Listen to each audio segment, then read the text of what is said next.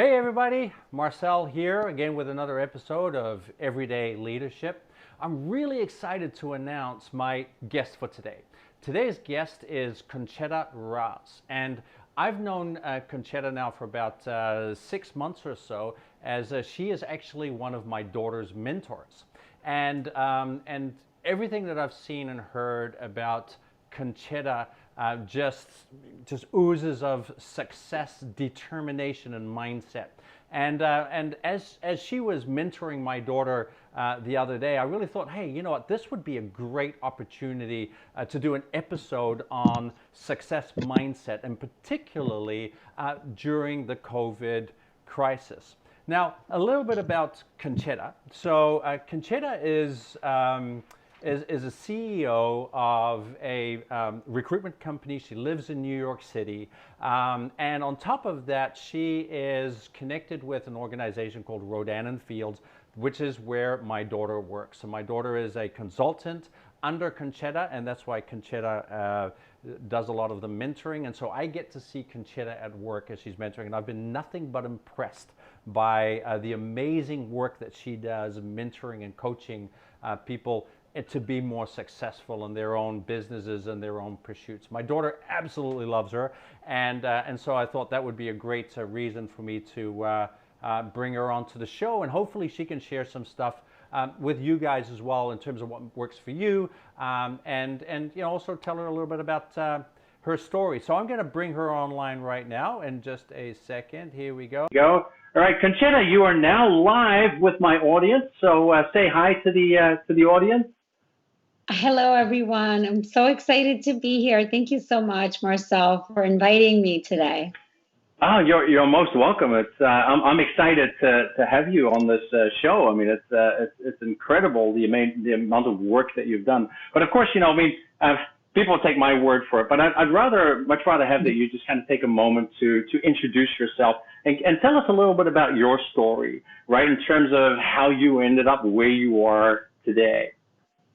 Sure. Thank you so much. Yeah, well, like you said, I own a real estate recruitment firm called Upward On. I started that company a few years ago. And I also am a consultant with Rodan and Fields, which is a skincare company. But my background prior to being a business owner and an entrepreneur really was in the corporate world. I started out in real estate in New York City, where I grew up about 22 years ago, believe it or not. And I was a salesperson in the beginning. I found this love and passion for helping people. I love architecture, I love history, and New York City is just such an incredible place to be. So it was a really great start to my career. I also love to travel, so real estate was a really great career for me because it allowed me to be successful, make money, but also spend some time pursuing my passion, which was travel. And I actually transitioned from being a salesperson to a management role back in life. And it was there that I really discovered a passion for helping people, and particularly helping them make money, helping them become their own bosses.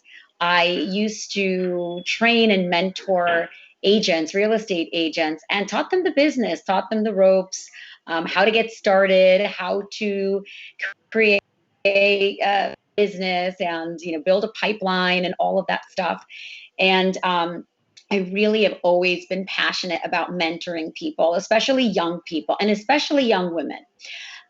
So fast forward a little bit, I was doing the real estate, management for several years, and I was working for a developer, real estate developer, and things kind of shifted for me. I wasn't so much mentoring people.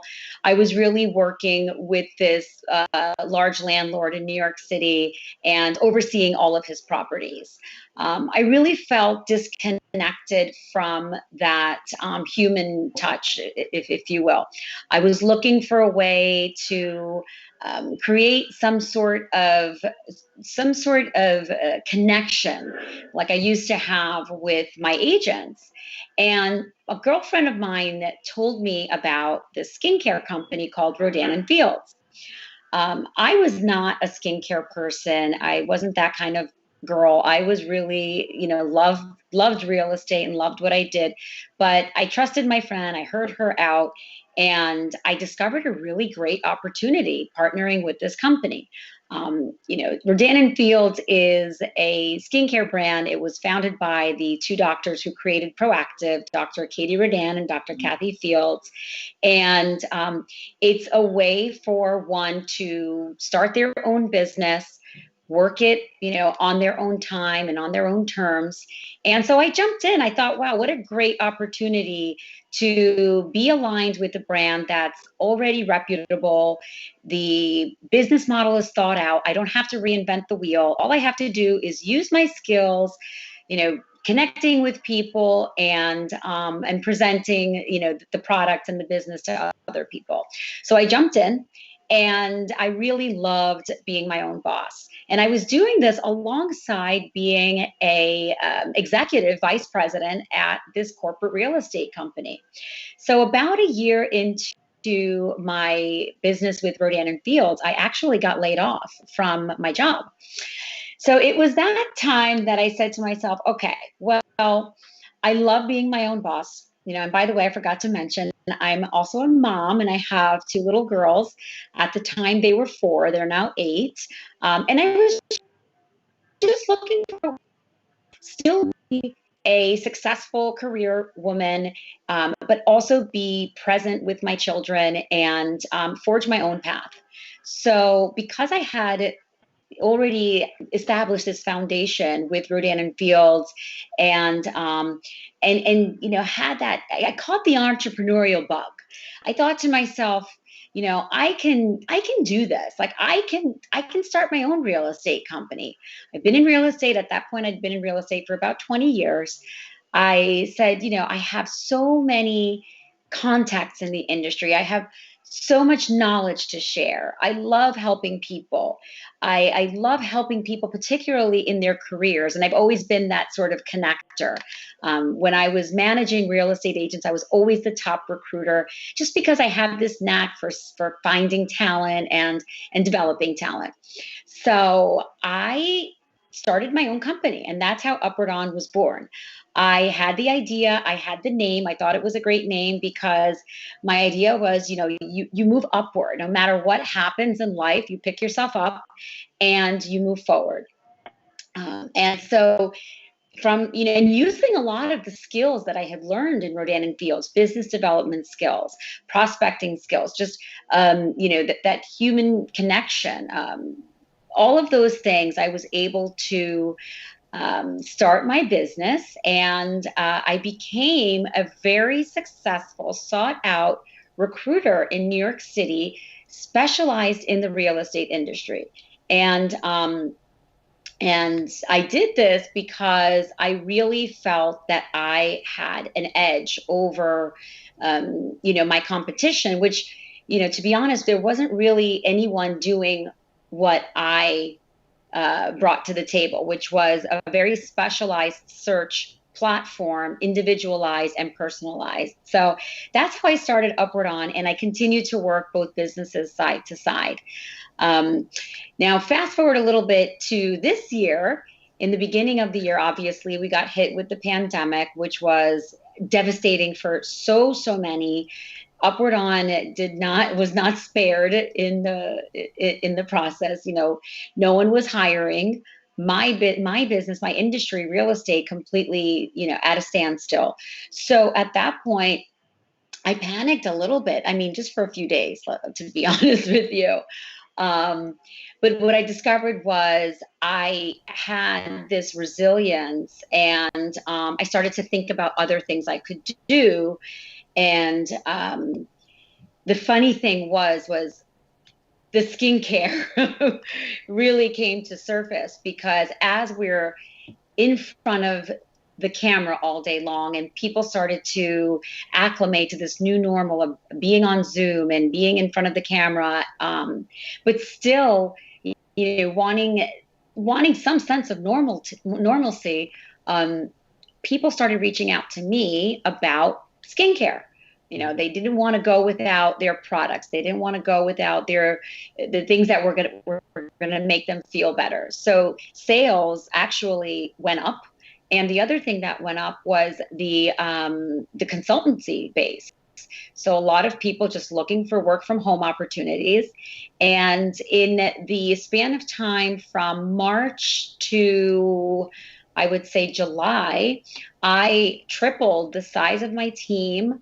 My business flourished, and it continues to grow and thrive thanks to people like Kalani, who I adore. And it's been an amazing lesson in so many ways.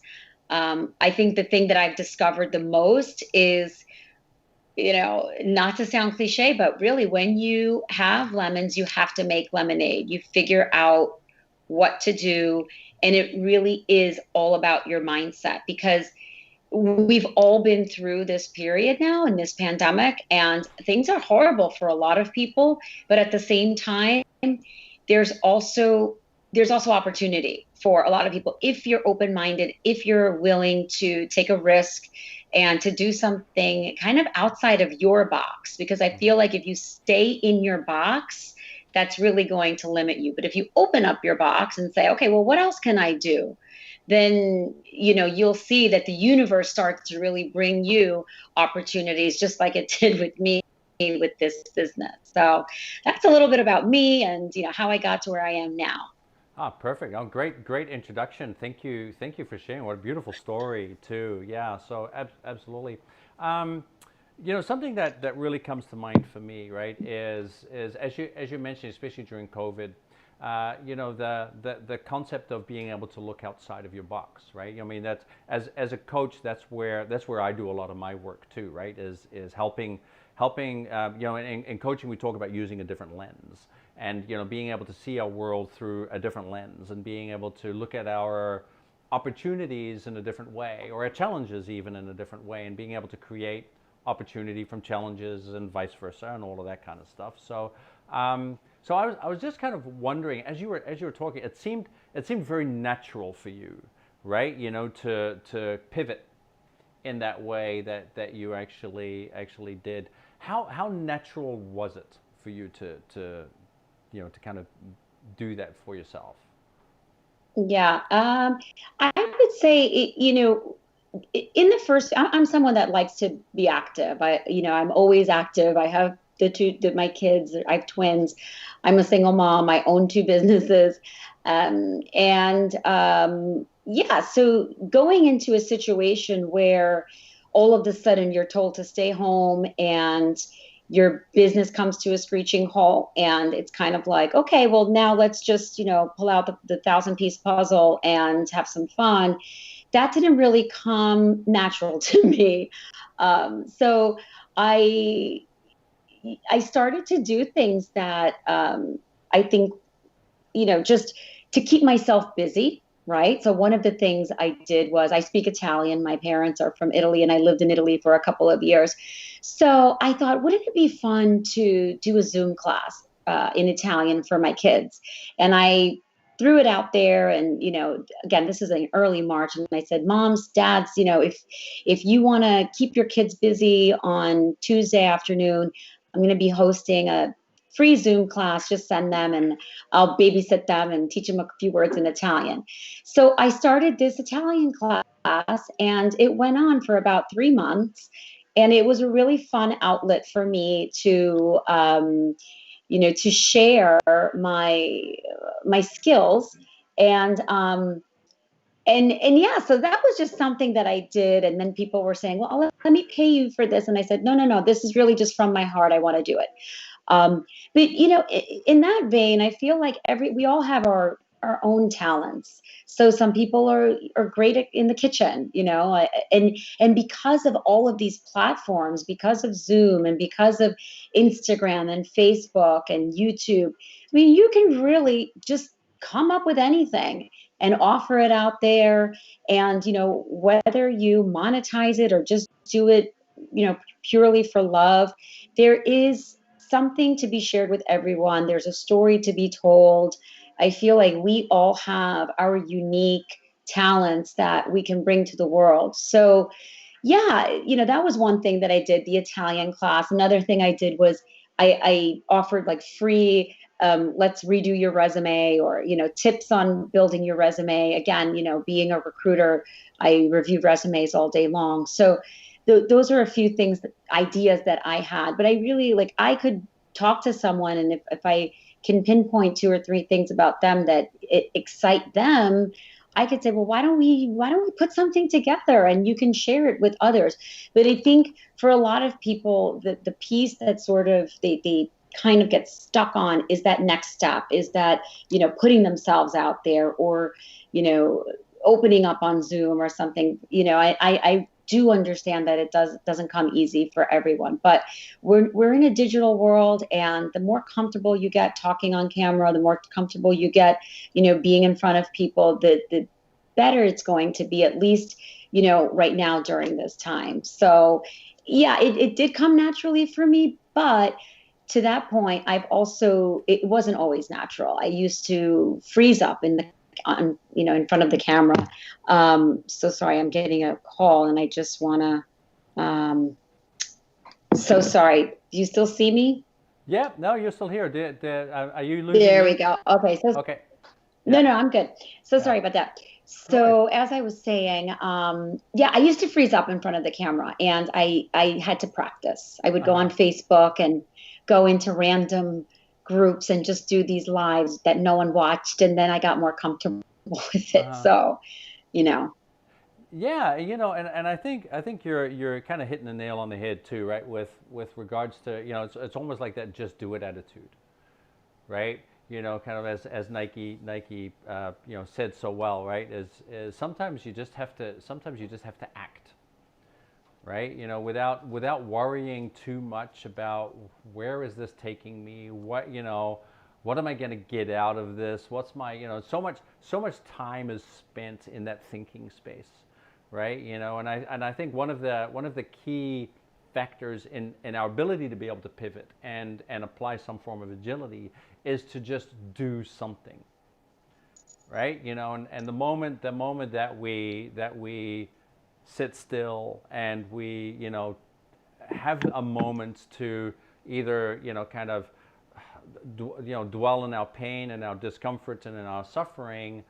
Each moment that we get caught up in that is a moment, an opportunity lost, right? And I love what you said about talent, and in a way, and that kind of got me thinking, is that, yeah, in a way, I think for so many people that COVID has been this great opportunity to revisit talent, right? Because I think many people are living careers where they may not be exploring their talents, so they might not be doing things that they're actually kind of designed to do, but it makes money, right? And in a way, having this kind of circuit breaker in our kind of default way of being allows us an opportunity to revisit this. And I think that a great example, for example, is my daughter, right? Who, under your tutelage, has become a much more outgoing person, and actually discovered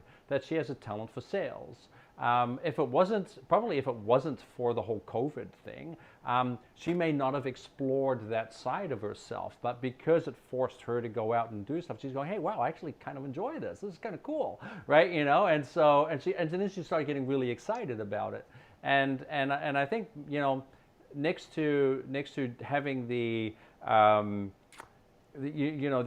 that need to just do something, I think there is that mind shift, right? Where you're saying, okay, you know what, where am I right now, and what can I do? Having that can do attitude, but being able to say, rather than what can't I do. And I think so many people get stuck in the I can't language.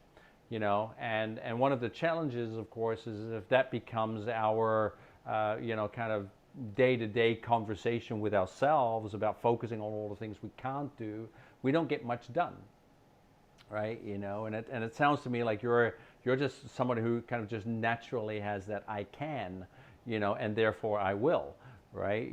So next to that though, there is also that, kind of needing to put in the effort, right? I think that's probably where a lot of people would struggle, right? In terms of saying, okay, so I can do this. For example, I can do Rodan and Fields, right? Yeah, but am I willing to put in the work? Am I willing to, kind of go out there and do what needs to be done to be able to make a living and doing what I'm doing? And it seems to me like you have this natural ability of being that doer as well as being that agile person, right? So I'm wondering if those are kind of some of the key markers of success in this case, right? And is that something that our viewers can also learn from, right? Is that and I'm sure there are many people out there who are either being in a threatening position of maybe I might lose my job, or they may have lost their job, right? What are the things that they might be able to do in a situation like that, and how can they take care of themselves and take care of their livelihoods, by being a little bit more proactive, or as you said, taking ourselves out of that box, right? In this framework, what I like to call it, a framework of thinking, and I think that's one of the things that we've learned from COVID is that everything that we thought was going to be in the future, or everything that we thought about the way businesses are run and all of that kind of stuff has really changed a lot, right? I think we've become a lot more open-minded about how we can actually apply that right now. So in talking about that, it would actually be really interesting also to kind of know from a consulting mentorship perspective, right? As you're for example working with your consultants in this space, what are some of the kind of things that you say to them, right, with regards to being able to pivot, right, and being able to actually do what is necessary, right, to be able to kind of move forward? Is there anything in that space that you kind of like to talk about?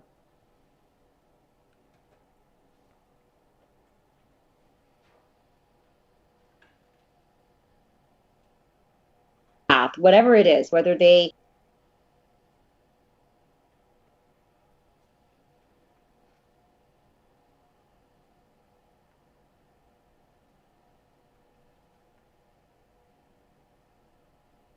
Oh, 1 second. I think we just lost Concetta. Concetta, can you hear me? I think we just lost your sound here for a second. And I don't know if that's me. Oh, wait, there you are.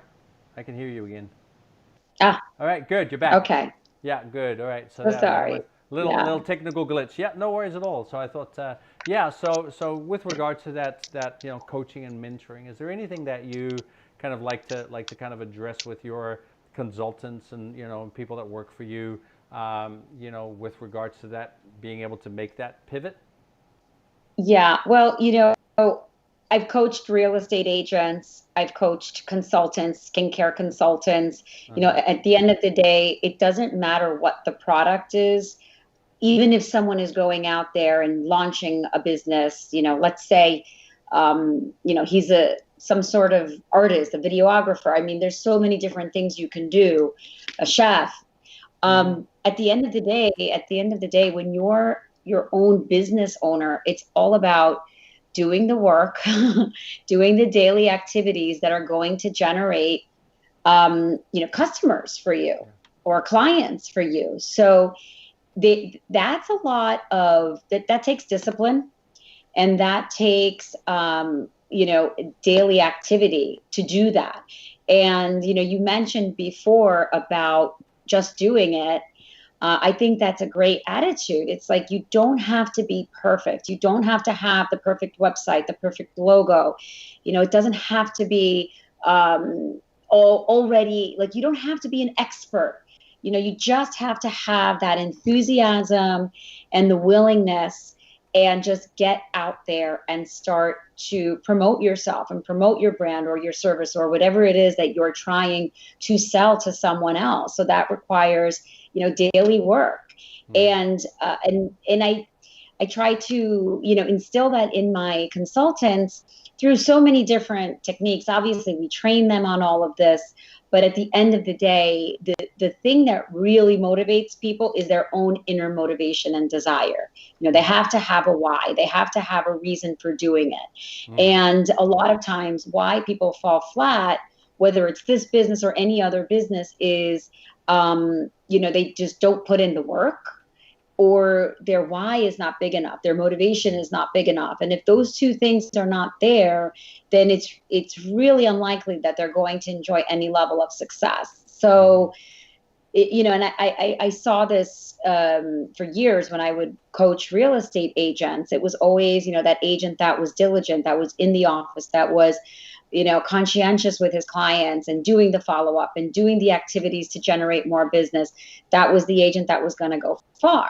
So at the end of the day, it's really just a simple formula of putting yourself out there, making mistakes, learning from your mistakes, and being excited, and just, having a good attitude throughout, because people want to work with people that they like and trust. And if you have something great to offer and you offer it, that truly, like, put the offer out there, connect with someone and say, hey, this is what I've got. And don't be so attached to the result, because it takes time to build anything great. It doesn't happen overnight. So you just put in the time, do it day in, day out, and over time it will come. Time over consistency, or consistency over time, rather. That's the formula that I think for success.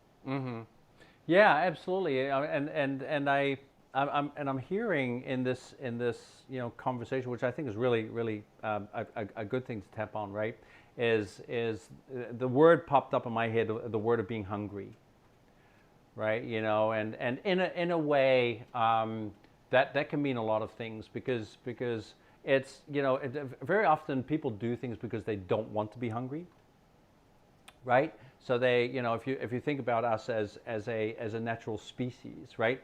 We actually have a fear of hunger. One of the reasons why we eat more food than we need is because we're afraid of being hungry. So it's a natural fear that's actually kept us alive, right, for 100,000 years. And the interesting thing is that fear of hunger, right, can also sometimes backfire on us, because we don't want to be hungry. There are times in which we need to be able to embrace our hunger, and it could be a hunger for success, right? And it can be if we want to be healthier and fitter, there is a degree of hunger that we have to become comfortable with, and because the moment that if I'm never hungry, it basically means I'm eating too much food, and the same counts with my comfort level in life. If I'm not hungry for success, basically what that means is I'm just sitting on the couch all day and I'm trying to be comfortable, right? And so I think in this context, I like the idea of being hungry is really around what, and I think that's the why, right? It's the why is what makes us hungry. And if my why is not strong enough, if there is no desire for me, if I can't taste that the greatness of that why, and therefore I'm not going to be willing to go out and do what I need to do to satisfy that hunger, right? And so that kind of got me thinking about and maybe that's where so many people struggle, is because they're so used to not wanting to be hungry. And we do live in a society, right, where Western society, especially first world cultures, right, where we don't really have to be that hungry anymore, and whether we're talking literally about food, I mean, there's an excess of food, there's an excess of comfort, there's an excess of everything. And so what does being hungry really look like in the average person? And And that will probably be one of the distinguishing factors. If you take people like you yourself, for example, who are very successful with, kind of just constantly, kind of driving after what they want and what they need to do, including stepping out of that comfort zone on a daily basis. That there might be the hunger factor, right? And if people aren't able to tap into that hunger, right? That's probably going to decrease the amount of effort that they're going to want to put into whatever it is that they're going to do. And maybe that's why people who are hungry, like literally like living in third world countries and things like that, or people who are who are out of jobs and they see their bank accounts going down. That's when they start kind of really kind of say, oh man, I need to step it up. I need to kind of move forward. There are things that I need to start doing now, right, in order for me to be able to protect the people I love and create livelihood and all of that kind of stuff. So in a way, some adversity, right, could potentially be a good thing for some people who can then really tap into that hunger, and like yourself, we're able to flip the switch in that space and then just really kind of make something work for them, rather than just kind of sitting on that couch and just kind of saying, all I want is to be comfortable, and I don't want to be hungry, and therefore also miss the opportunity to be hungry for success, right? So I thought that was really interesting. Is that something that you see as well, kind of like just in your businesses? Oh, absolutely. Yeah. Absolutely. If the hunger is not there, you really have no motivation to work hard. I mean, you really have to be, again, in these types of roles, whether you're, launching your own business or your own brand or service, or in some sort of sales role, there has to be something that's pushing you. There has to be something that's motivating you to make that extra call, to get up extra early, to skip the binge watching of Netflix and all of those things, all of those habits that people really fall prey to because of the comfort level. It's very comfortable to sit at night, and just watch TV. I mean, most Americans, most people worldwide do it. But, it's uncomfortable to work an extra hour at night when you just kind of want to maybe just go to bed. But it's that hunger that says, you know what, I really want to be successful at this. And it's that hunger that pushes you to sort of, say no to the habits that really don't serve you. So I have seen, people that just don't have them. They don't need it. Okay. They don't need to work, or they don't need to make money or to support anybody. They might just be doing it just because it looks like fun, or, and again, I remember years ago, one of my mentors in real estate told me, and I'll never forget this, that some people become real estate agents just so that they can have their picture on the website. Okay. Oh, okay. And I never forgot that, because it just reminded me of those agents that, they go through the process. You spend thousands of dollars to go through the schooling and to get licensed and everything, and then you don't work because they want to show maybe, mom or dad back home, or maybe their spouse, that, they have a job. But at the end of the day, maybe they're being supported. Maybe they don't necessarily need that job. So they're not really doing anything. And I'll never forget that. And it kind of, reminds me of that drive. Some people need it, and some people, just want to pretend that they want to do, something, or to be successful. But at the end of the day, it's that hunger that sets the two people apart. Oh, that's awesome. Yeah, exactly. Yeah, I can see that as well. What the as we're in this conversation, we're kind of moving towards the end of the segment. If there's anybody out there, right, that's either kind of thinking about, hey, what is this whole Rodan and Fields? What is this? Kind of, how does this work? Like being a consultant, what does that look like? Or on the other hand, also in your real estate recruitment business, if they might be thinking about, hey, maybe that's something that I need to start exploring now that I'm, out of a job or whatever that is. What are some tips that you could give people that are kind of thinking about it, but they haven't acted, right? They're just kind of going, oh yeah, that could be good. What would be some tips that you would be able to give to them, in this space? Well, I mean, there's recruiters are all over the world. Obviously, it's a very old profession. As a recruiter, we help companies find talent. Mm-hmm. There are a lot of companies out there that are hiring right now. So I would say do a little research on LinkedIn. LinkedIn is a great platform to discover, who are the companies that are hiring and what are the industries that are hiring right now, and to, explore those. In terms of actual recruitment, it's in terms of a profession. I personally love it. I think it's a lot of fun. I think it's a little bit of detective work. You have to be super resourceful. And companies are always hiring recruiters too. There are staffing agencies all over the world that are actively looking for people. If you have that kind of talent that, you have to be uncomfortable with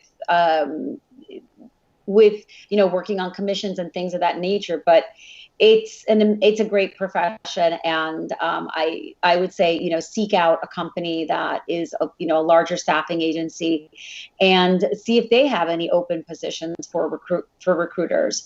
And in terms of a company like Rodan and Fields, which is a global skincare brand, the way it works is when you become a consultant, you essentially open your own business. You partner with Dr. Katie Rodan and Dr. Kathy Fields.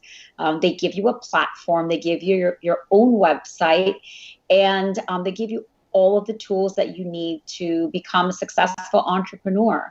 And skincare is a really hot industry. Sales are up. People always are interested in taking care of themselves. So it's a really great industry. It's said to be recession proof. Our sales are up. So I would, suggest to look at a company like Rodan and Fields. And if you know a consultant, then, certainly reach out to him or her to learn more information about it. Or you can just go to the website and check it out. But, I feel like there are opportunities out there for everyone. Again, you just have to open your mind and be willing to take a chance, be willing to get rejected. That's part of life too.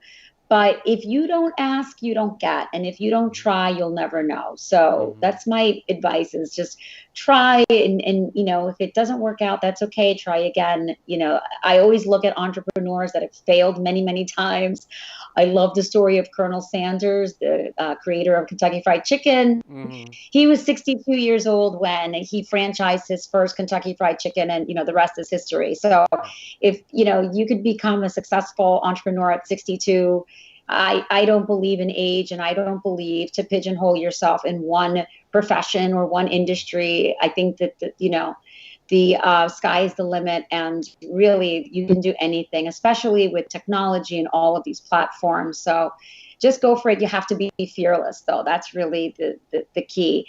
And I read a lot of self-development. I wasn't born this way. I just like to instill those good habits in myself. So Nice. Yeah, great.